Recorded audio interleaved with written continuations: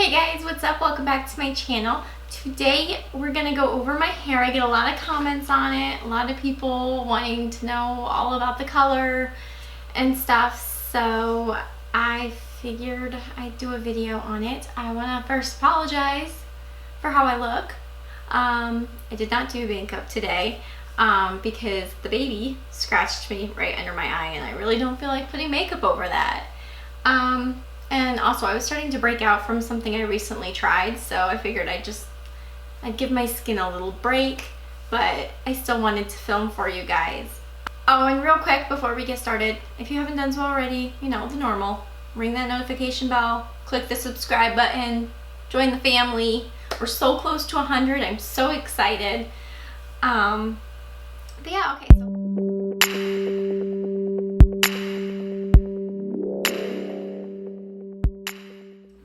so so let's just get right on into it. Like I said, I've gotten so many comments about my hair on here, on Twitter. People are kind of obsessed with it. And that's okay, because I am too. So, and there's really not a lot of stuff about red hair. So I thought I would do a video kind of telling you guys like how, I guess kind of how I maintain it. You know, how I keep it looking vibrant, because the problem with red hair is it fades really quickly. And depending on the shade of red that you have, it could fade into like a brown, or it could fade into like a yellow. Like mine would fade into a yellow probably if I wasn't doing these things. And just how I get it to, you know, stay in, because red is really hard to maintain, really hard to keep in your hair. Little disclaimer though, and probably a big reason why the red sticks so well to my hair, I do naturally have red-ish hair. My hair is a very dark brown naturally, obviously, but it has a lot of red in it. The way my hairdresser explained it is it's got a red undertone. So like in the winter it'll be extremely dark, almost black, but you will see like flecks of red in it. And then in the summer, or the more I'm out in the sun, it'll start to lighten more and more and get more red. Not quite like this, but definitely more red. And I think that's part of why I always go back to red. Red looks really good on me, I feel, like with my skin tone and stuff and freckles, and I feel like it just fits me so well. Whereas when my hair is super dark, I feel like it kind of washes me out a little bit. Sometimes I like it, but I kind of feel washed out a bit, because I am so fair. But I constantly go back to red. Like if you've known me, or if you've seen older pictures of me, you'll see a lot, like through the years, I've constantly had some shade of red. And then I'll get bored of it and I'll go back to brunette. Sometimes I'll dabble in blonde. But I always go back to the red. I think the reason I get bored of it though is because I've never been able to find somebody who can give me the exact shade of red that I want. Which is so disappointing. Whereas this, I finally have the shade I want. Like this is the shade of my dreams. I'm obsessed with it. I want to keep it forever, or at least a long time. And so that's why I've been keeping it like this. A lot of people have asked like the exact shade. I don't know the exact shade. I will just tell you what I told my hairdresser. So like I said, I've been trying to get to this color for a very, very, very long time, and it's never quite turned out the right color. And this is how I always explain it, and it still is never the right color until her. I will go in and I will say, I'm gonna look like such a dork. Whatever, it's fine, whatever. So yes, I'm a nerd. And so I go in and I say I want to look like a Weasley. Yeah, I know. And it's never quite right. So, and I'll have pictures too, and it still never quite comes out right. It's either so so incredibly orange that it's just like no doubt about it. There's no way that could possibly even be slightly natural. Or it's like a dark, deep red that's not anything like I wanted, or it's too brown. You know what I mean? Like it's just, so I was very nervous about this. So I walked in and I was like, are you a Harry Potter fan? And she said, yes. I said, okay, I want to look like a Weasley, not like the movie Weasley. I want to look like like Ginny Weasley's hair was supposed to look in the books, like how Ron and the twins' hair looks in the movies. And she's like, yeah, Ginny's hair was too brown in the movies. And I was like, yes, somebody gets it. But I was still kind of nervous, just because sometimes it seems like people get what I'm saying, and it still turned out wrong. I did take pictures too, and I was showing her them. I was like, we're kind of like, Sansa Stark, or, Cheryl Blossom. And, I just want some, basically I told her, I was like, I just want it to be a light, coppery, but vibrant red. Like not so light that you're like, is that strawberry blonde or is it actually red? Like I want it to, I want it to be vibrant, but I want it to be a light, pretty copper. And she nailed it. So that's what this is what it, turned out to be.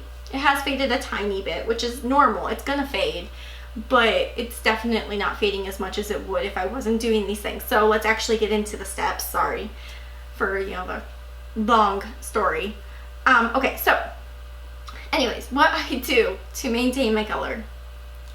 Alright, so first thing starts in the shower.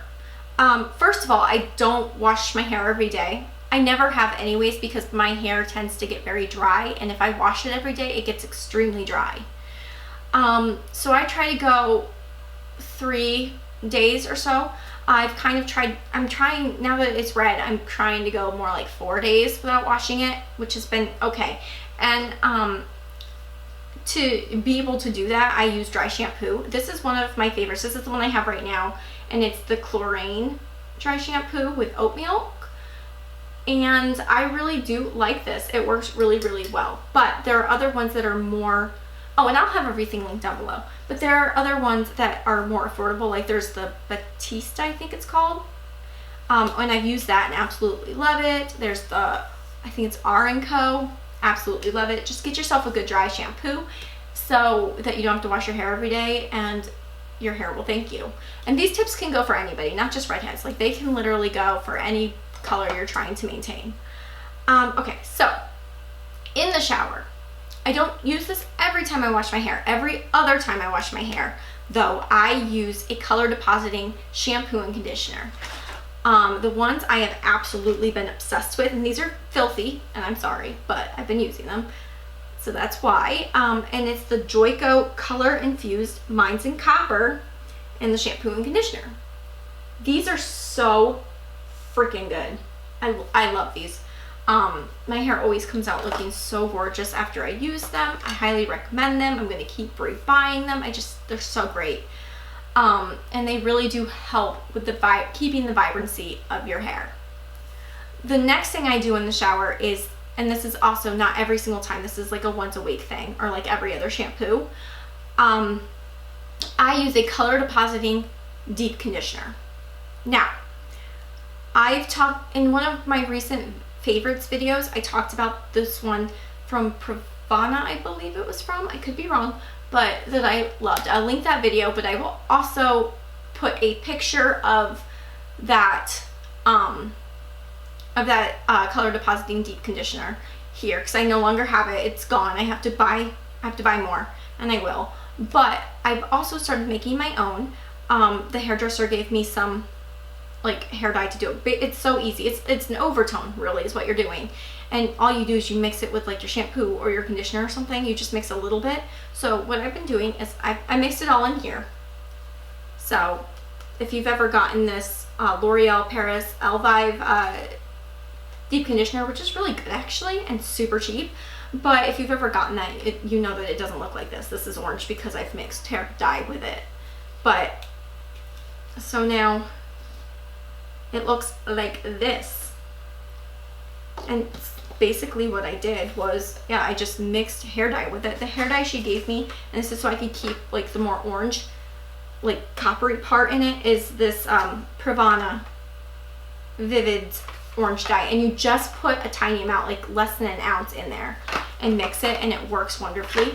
But I am going to get more of the color depositing one that I, like the pre-made one too, because I don't know. Maybe it's the smell. I don't know. It just smells so good and I just love it. So definitely though, use a color depositing overtone, and it'll help your color stay so vibrant. They sell it, you can find them in so many different colors. Like I said, you can make your own by mixing hair color with with the conditioner. It's so easy and so simple, and it works so amazing. So after my shower, I don't blow dry my hair, which is crazy because I have 2 blow dryers, but I don't actually blow dry my hair unless I have to have it dry and get ready and go somewhere real quick, or if I'm doing a style that I need to, like if I'm giving myself like a blowout. But if I'm not doing that, I don't blow dry my hair. And on that note, I don't use heat on my hair pretty much at all. If I am going to blow dry my hair, I do it on the cool setting, and I try to at least let it air dry for the mostly before I do it, just to save my hair from heat. And for the most part, I just kind of let it do its thing. I do like brush it out and stuff a lot to like help get it more straight. My hair is actually naturally curly. There's a recent video, I'll put a picture here. You've probably seen it on Twitter and on Instagram, but if not, here's that picture, and I'll link the video I did where my hair was like this as well. But that's my natural curls. My hair is very curly, but I don't like to wear my hair like that all the time, just because it makes it look so short, and I like my hair to be long, like longer-ish. So I will like brush it out like with a brown brush and stuff a little bit to try to, I've noticed that if I keep brushing it out, now I can't stop touching it, but like if I, you know what I mean, like I can kind of manipulate it into being more straight. But I try not to use too much heat on my hair, and when I do use heat, I don't do it often, you know what I mean? Like I try to find ways to style it without having to use heat, but I do sometimes use heat. Like, I mean, I'm not going to say like I've never used heat. I do, but I try not to do it too often. But when I do, I use a like a heat protectant. You need to use a heat protectant, and the one I've been using is this Design Line. I got it from some other salon that I went to, like back home.